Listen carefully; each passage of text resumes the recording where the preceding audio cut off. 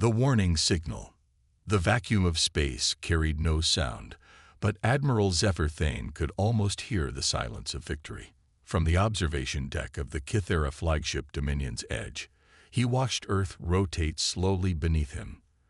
The blue marble that had once gleamed with life now showed brown scars across its continents.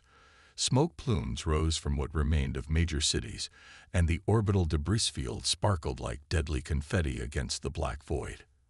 "Admiral," came the synthesized voice of his tactical officer, Lieutenant Korax. "Surface bombardment is complete. No significant energy signatures detected.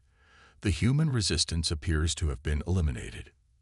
Thane's 4 eyes blinked in sequence, a sign of satisfaction among his species.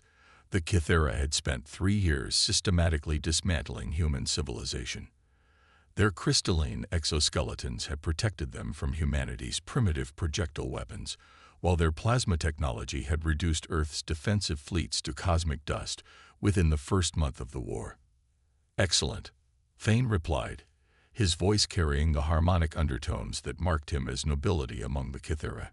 "Begin preparations for colonization protocols. The planet's resources will serve the collective well." The bridge hummed with activity as various officers began their tasks. The Kythera were methodical in their conquests, having perfected the art of planetary subjugation over centuries. They had faced dozens of species across the galaxy, and none had lasted longer than 5 years against their military might.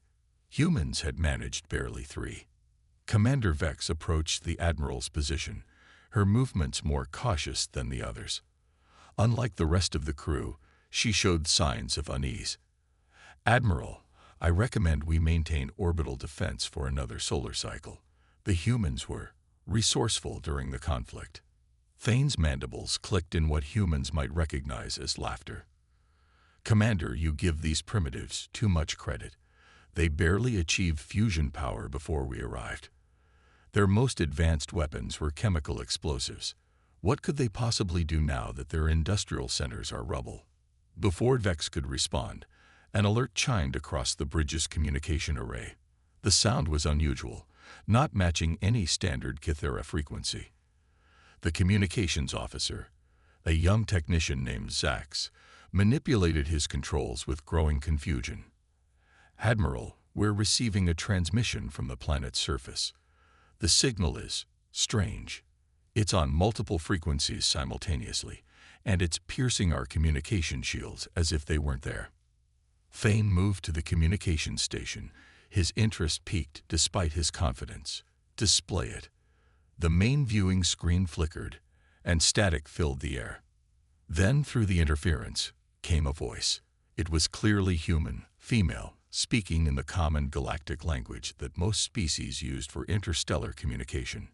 "To the Kythera fleet orbiting our world, this is Dr. Sarah Chen, speaking for the remnants of humanity." The voice was steady, despite the obvious strain. "You have burned our cities, scattered our people, and believed you have won. But I want you to remember this moment, remember these words, because you will regret this war." The transmission continued, and the bridge fell silent. Even the ambient hum of the ship's systems seemed muted in the face of the human's words. "You think you know us, but you've only seen our surface. You've seen our weapons, our cities, our governments. But you haven't seen our spirit. You haven't seen what we become when everything is taken from us. We are the species that survived ice ages, plagues, and wars among ourselves for millennia. We are the species that looked at an impossible universe and decided to explore it anyway." Admiral Thane felt an unfamiliar sensation, something like a chill running through his crystalline nervous system. The human's voice carried something he hadn't expected, something beyond mere defiance. "You made one critical error in your calculations, Kythera. You assumed that destroying our cities meant destroying our people. You assumed that breaking our weapons meant breaking our will. But we are still here, deeper than your scans can reach. And we have been preparing.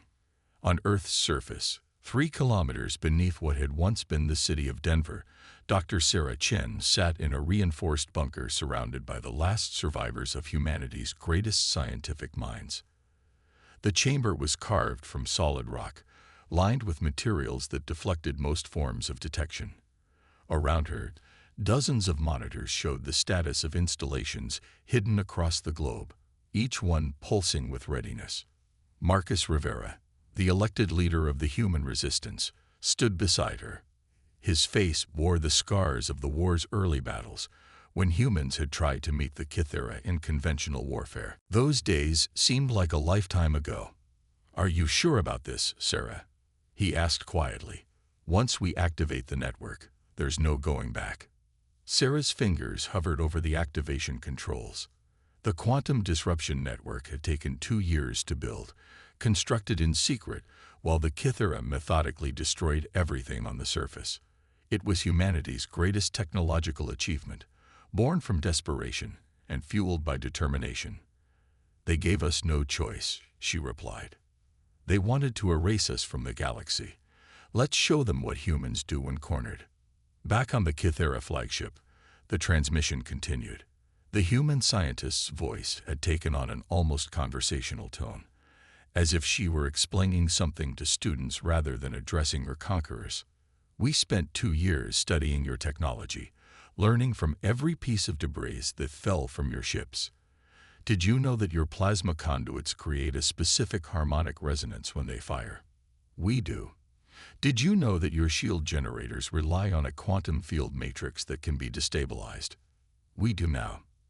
Commander Vex moved closer to Admiral Thane, her concern now openly visible. "Admiral, perhaps we should increase our alert status. This transmission feels like more than empty threats." Thane waved her away, though his confidence was beginning to crack. "Continue monitoring. If they had any real capability, they would have used it by now." The human continued speaking, and her words seemed to carry across space with impossible clarity. "You see, Admiral Thane, we know you're listening. Your communication protocols aren't as secure as you think. We've been inside your networks for months, learning your language, studying your tactics, understanding your weaknesses." The bridge erupted in alarm as officers realized the implications. The human knew the Admiral's name. She had been monitoring their communications, their plans, their movements. "You called us primitive, but let me share something about human nature. When we can't overpower an enemy, we outsmart them. When we can't match their technology, we turn it against them. When we face extinction, we evolve." Sarah Chen's voice carried across the void as her fingers moved to the final sequence.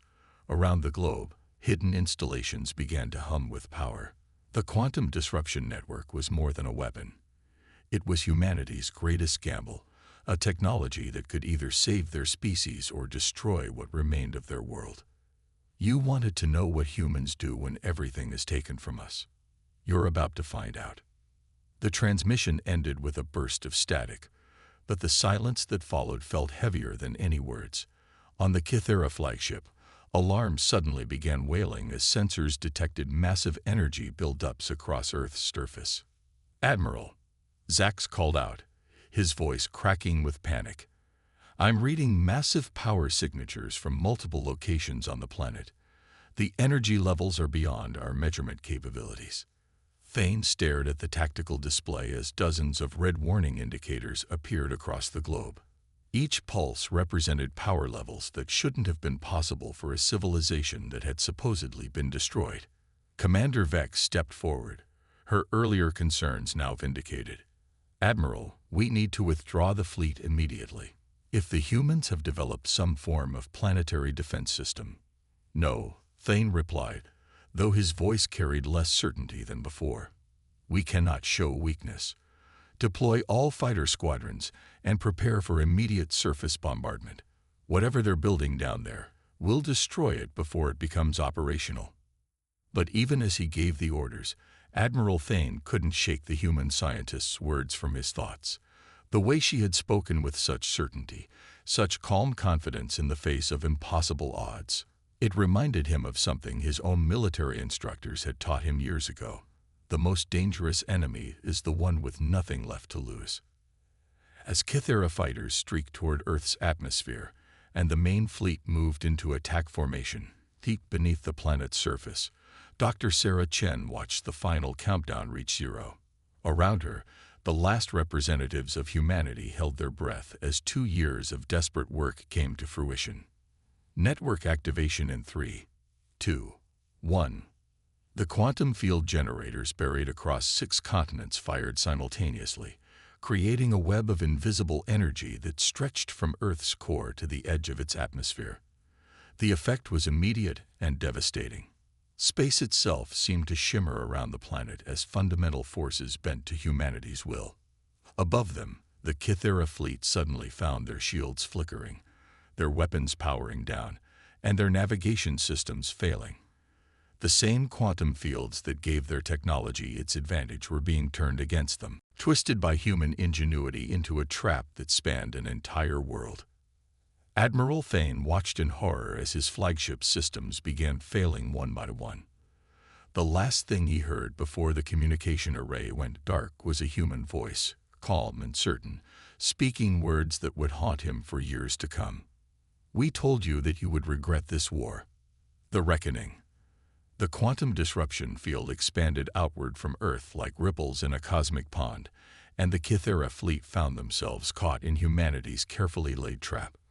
What had seemed like an easy victory moments before transformed into chaos as advanced alien technology began failing across dozens of warships. Admiral Thane gripped his command chair as the Dominion's edge shuddered violently. Emergency lighting cast eerie shadows across the bridge as primary systems went offline one by one. The irony was devastating. The same quantum principles that made Kythera technology superior to most galactic civilizations were now being used to dismantle it. "Report," Thane barked, though his harmonic voice cracked with strain.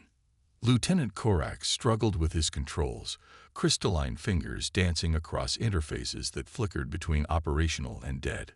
"Sir, shield generators are cycling unpredictably. Weapon systems are experiencing cascade failures. It's as if our own technology is fighting against itself." Commander Vex, who had warned of this possibility, now worked frantically at the tactical station. "Admiral, we're receiving similar reports from across the fleet. The humans have somehow created a field that destabilizes quantum matrices. Our fighters can't maintain atmospheric entry, and our larger vessels are losing structural integrity." On Earth's surface, Dr. Sarah Chen monitored the chaos through salvaged Kythera sensors that had been reverse-engineered during the long months of preparation. The underground command center buzzed with activity as human technicians tracked the effects of their quantum weapon across the enemy fleet. Marcus Rivera stood behind Sarah, watching the tactical display with grim satisfaction. "How long can we maintain the field?" "The initial burst will last approximately 6 hours," Sarah replied, her eyes never leaving the screens. "But that's just the beginning. While their systems are down, we implement Phase 2. Across the chamber, teams of human engineers were already suiting up in makeshift armor constructed from salvaged alien materials. For months, they had studied every piece of Kythera technology that had fallen to Earth during the bombardments. Now they would use that knowledge to turn hunters into prey. The plan was audacious in its simplicity. While the quantum field kept the alien fleet crippled, small teams of humans would use shuttles hidden in underground hangars to board the disabled ships. Their mission wasn't conquest. It was acquisition. Every piece of working technology they could steal would be integrated into Earth's growing defensive network. Above the planet, the Kythera fleet struggled with their failing systems. The smallest ships were the first to fall, their compact quantum cores overloading and sending them spiraling toward Earth's atmosphere as burning meteors. Larger vessels fared better, but even the mighty Dominion's Edge was operating at less than 30% capacity. Admiral Thane had lived through dozens of military campaigns, but he had never experienced anything like this. His enemies had always faced him with conventional weapons: plasma cannons, kinetic missiles, shield arrays. The humans had done something unprecedented. They had turned the fundamental forces of the universe into a weapon. "Sir," Commander Vex reported, "long-range sensors show multiple small craft launching from the planet's surface. They appear to be heading for our disabled vessels." Thane's 4 eyes narrowed in concentration. Even crippled, his fleet possessed enough firepower to sterilize Earth's surface a dozen times over. But the quantum field made targeting systems unreliable, and firing weapons risked further destabilizing their own ships. "Can we restore communications with the outer pickets?" he asked. "Partially, sir. Short range only, and the signal is heavily distorted. Order all vessels to implement emergency protocols. Any ship that can restore partial engine power should retreat beyond the field's effective range. We regroup and assess our situation from a safe distance." But the human boarding parties were already closing on their targets. Sarah Chen had personally trained these teams during the underground preparation phase. Each group consisted of engineers, soldiers, and scientists working together with one goal: turn Kythera technology against its creators. They wore environmental suits cobbled together from materials scavenged during the war, and they carried tools designed specifically for rapid technological acquisition. The first target was the Kythera destroyer Void Piercer, which had lost all power and was drifting helplessly in Earth's orbit. The human boarding team, led by Captain Lisa Park, approached the massive vessel in a shuttle that had been hidden beneath the ruins of what was once Houston. "Remember," Park spoke into her comm system, "we're not here to fight. We're here to learn and take. Every minute we spend aboard increases the risk of their systems coming back online." The shuttle attached to the destroyer's emergency airlock, and Park's team moved through the alien corridors with practiced efficiency. The Kythera crew, disoriented by their failing technology, offered minimal resistance. Most were focused on trying to restore their ship's basic functions. Within hours, similar scenes played out across the disabled fleet. Human teams stripped away quantum processors, shield generators, navigation systems, and weapon components. Each piece of technology was immediately transported back to Earth, where waiting scientists began the process of integration and reverse engineering. Dr. Chen watched the operation unfold with growing hope. "Marcus, we're receiving data streams from all boarding teams. The technological yield is beyond our projections." Rivera nodded, but his expression remained cautious. "How long before the field begins to weaken?" 4 hours remaining at full strength, then gradual decline over the next 12 hours. "But look at this." Sarah highlighted several sections of her display. "We're not just stealing their technology. We're learning how to build it.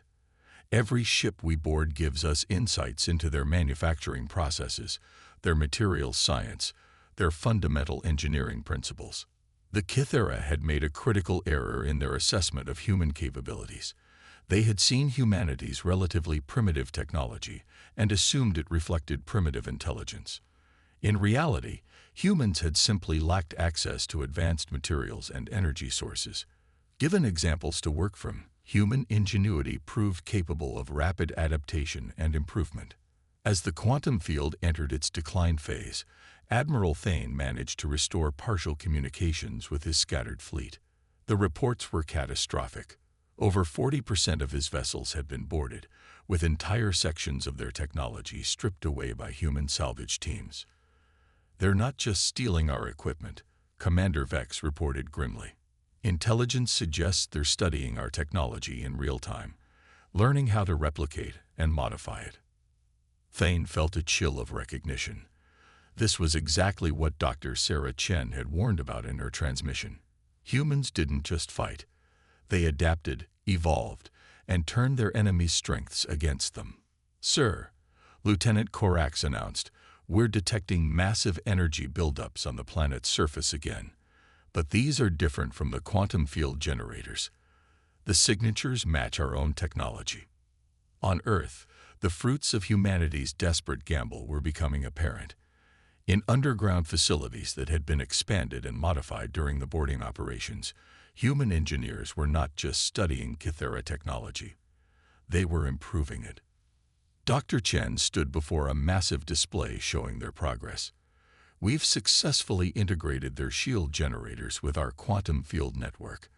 Instead of disrupting their technology, we can now selectively protect our own installations while maintaining the disruption field around enemy positions." "That's not all." added Dr. James Wright, the team's propulsion specialist.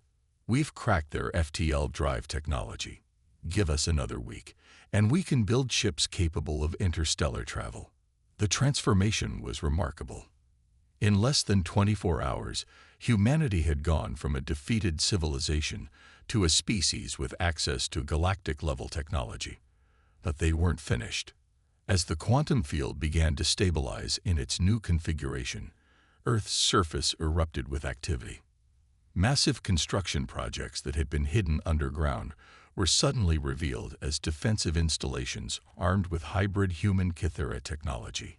Orbital platforms began launching from hidden facilities, carrying weapons that combined human ingenuity with alien material science. Admiral Thane watched this transformation with growing horror. His fleet, still struggling with partial system failures, found themselves facing an enemy that seemed to grow stronger by the hour. "Admiral," Commander Vex said quietly, "we need to consider retreat. The humans have turned this into an entirely different type of warfare." For the first time in his military career, Admiral Thane found himself facing an enemy that he truly didn't understand. The Kythera had always won through superior technology and overwhelming force. But the humans had demonstrated something far more dangerous: the ability to learn, adapt, and evolve in real time. "Signal the fleet," he ordered, his voice heavy with defeat.